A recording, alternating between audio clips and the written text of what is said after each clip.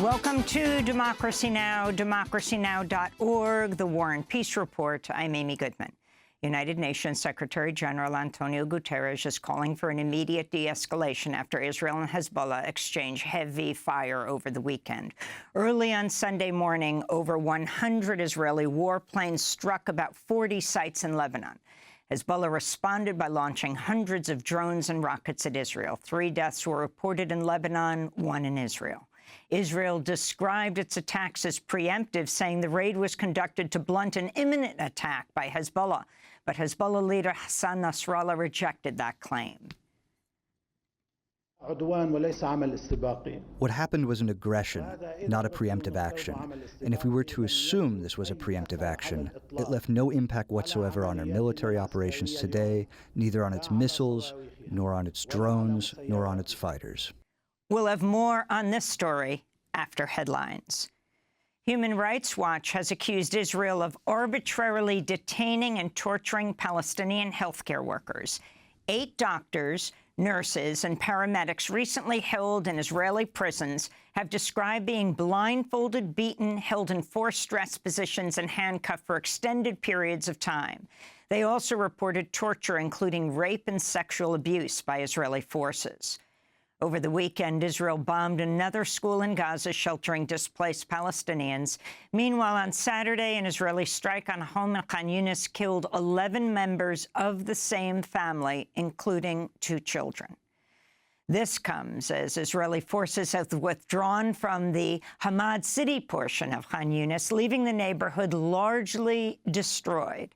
Rescue workers recovered 16 bodies from the rubble. Residents say they have no safe place to go. We're a safe area. There is no safety. Where is safety? We flee every day. We get displaced every day under the rockets, under the bombing. I am alone with my little children. I flee with them every day from a place to another. I don't know where to go. They tell you about safe areas. Where is safety? Make me feel safe. Make the little child feel safe. We are tired people. It's enough. Have mercy on us. Hostage talks were held in Cairo, Egypt over the weekend, but a deal has not been reached. Egyptian officials said neither Hamas nor Israel agreed to a number of compromises put forward by a mediator. Hamas has said any deal must include a permanent ceasefire and a full Israeli withdrawal from Gaza. At least 3 people died overnight in Ukraine as Russia launched a barrage of drone and missile strikes targeting critical infrastructure, including power and water supplies across Ukraine. The attacks come a day after 5 Russian civilians were killed in a Ukrainian strike on the Russian city of Belgorod.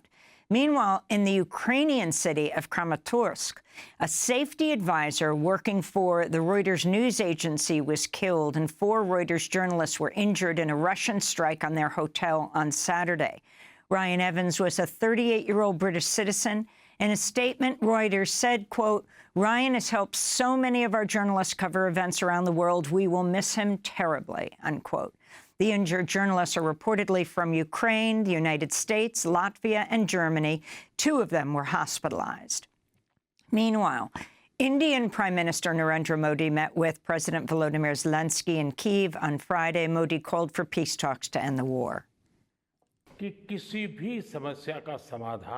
No conflict can be resolved on the battlefield. The road to resolution can only be found through dialogue and diplomacy, and we should move in that direction without wasting any time.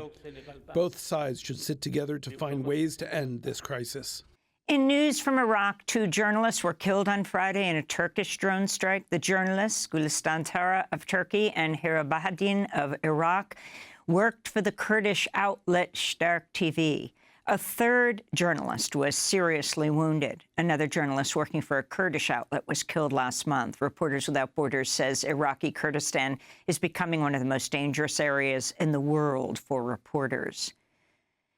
In U.S. election news, Robert F. Kennedy Jr. has suspended, though not ended, his independent presidential campaign and endorsed Donald Trump. The 2 campaigned together on Friday in Arizona. Kennedy's brothers and sisters have publicly criticized his decision. In a statement, they said, quote, Our brother Bobby's decision to endorse Trump today is a betrayal of the values that our father and our family hold most dear. It is a sad ending to a sad story, they said. Robert F. Kennedy Jr. is the son of Robert F. Kennedy and nephew of President John F. Kennedy, both of whom were assassinated in the 1960s. On Friday, Donald Trump vowed, if elected, to launch a commission on presidential assassinations and attempts. And they will also conduct a rigorous review of the attack last month. But I tell you, I have never had more people ask me, please, sir, release the documents on the Kennedy assassination. And we're going to do that. In other election news, Kamala Harris's campaign has reported she set a new record by raising $540 million over the past month since President Biden suspended his reelection bid. Harris and her running mate Tim Walz will launch a Georgia bus tour on Wednesday. Donald Trump's golf resort in Bedminster, New Jersey, is hosting a January 6 Awards Gala next week, when organizers plan to honor 20 defendants arrested for taking part in the deadly January 6 insurrection. Donald Trump is listed as an invited speaker to the gala. Meanwhile, a Maryland man who threw a smoke bomb at police on January 6 has been convicted on a number of charges, including civil disorder and assaulting police. Justin Lee, who became a police officer after the insurrection, will be sentenced on November 6th. The U.S. Department of Justice and 8 states have sued the property management software company RealPage, accusing the firm of helping landlords collude to drive up the cost of rent. The firm collects rental information from competing corporate landlords and then uses algorithms to set rents. Attorney General Merrick Garland accused the firm of violating the Sherman Antitrust Act. When the Sherman Act was passed, an anti-competitive scheme might have looked like robber barons shaking hands at a secret meeting. Today, it looks like landlords using mathematical algorithms to align their rents. In Kentucky, a federal judge has thrown out felony charges against 2 former Louisville police officers connected with the fatal police shooting of Breonna Taylor in her own home over 4 years ago. The 2 officers had been accused of falsifying a warrant that led to the fatal police raid on Taylor's apartment.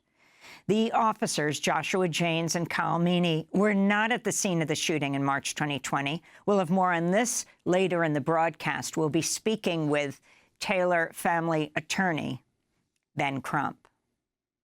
In Tennessee, a second former Memphis police officer has pleaded guilty in the police killing of Tyree Nichols, a 29-year-old black father who died after a brutal police beating.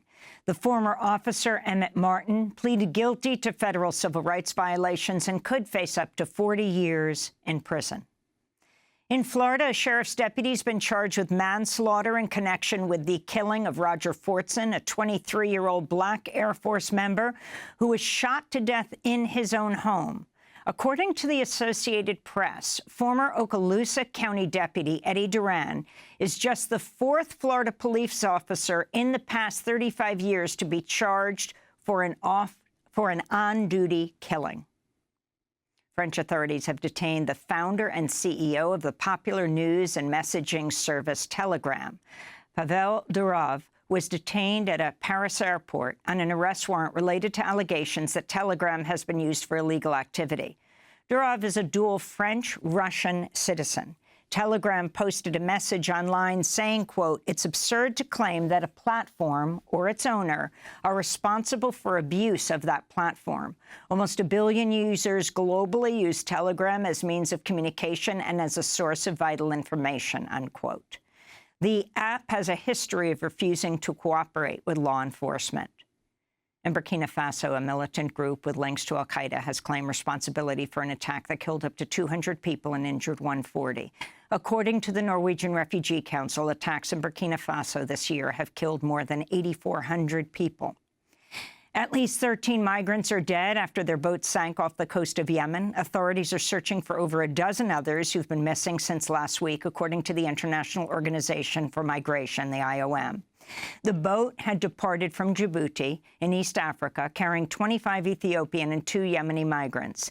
Annually, tens of thousands of migrants depart from the Horn of Africa, fleeing conflict, extreme poverty, and the impacts of the climate crisis, setting off on a dangerous journey across the Red Sea, many with the hope of reaching wealthier nations and the Gulf. In Norway, climate activists with the group Extinction Rebellion blocked an oil terminal at a major gas processing plant Saturday. Now we are outside the Karsto oil terminal. We have just begun a blockade of one of Norway's largest processing plants for gas in the North Sea. So we demand a plan for a phasing out of oil and gas production in Norway, because oil and gas are killing the planet and several billion people are in danger of losing their lives if we cannot manage to remain under the 1.5 degrees Celsius warming. Here in New York, dozens of feminist climate activists were arrested outside the Manhattan home of city CEO Jane Fraser.